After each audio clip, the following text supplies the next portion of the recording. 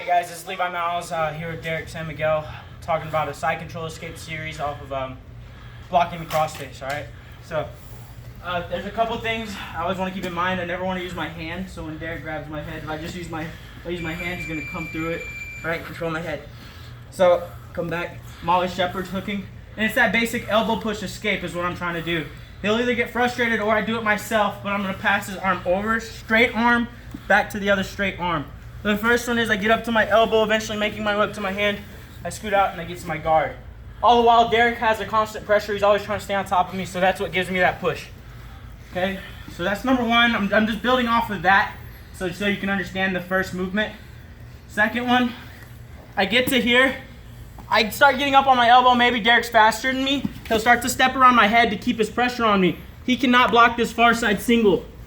Right, I come to this leg, and whether I finish with a double, or I peek out, and Brandon likes to fireman's off of that, right? There's a bunch of different things I can do from there, okay? But what I'm talking about now is counter dragging off of when he grabs my head there, because I'll get in that spot.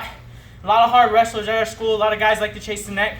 They'll grab a hold of my head when I get to that single, right? And I get stuck there. Sometimes I pull the guard, but now I've started countering them and dragging them to their back. So here's what I'm talking about. Here, I'm passing that over, he starts to walk. Boom, right here. Turn, Derek.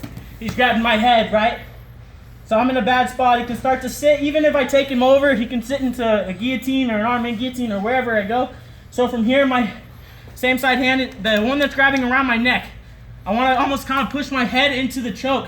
Because when I sit, I'm going to take my head out. I posture up, sit through, and then I pull my head out. This other hand was already on his leg, it just turns to an arm drag. I drag him to his back. Hit. There. Cross face block over his head. He comes. He grabs. Okay, and I come up and take the back. That drag is not very pretty, but 90% of the time, because he's committed to my neck, and I give it to him and then take it away, he falls on his face just like that. Okay? One more time.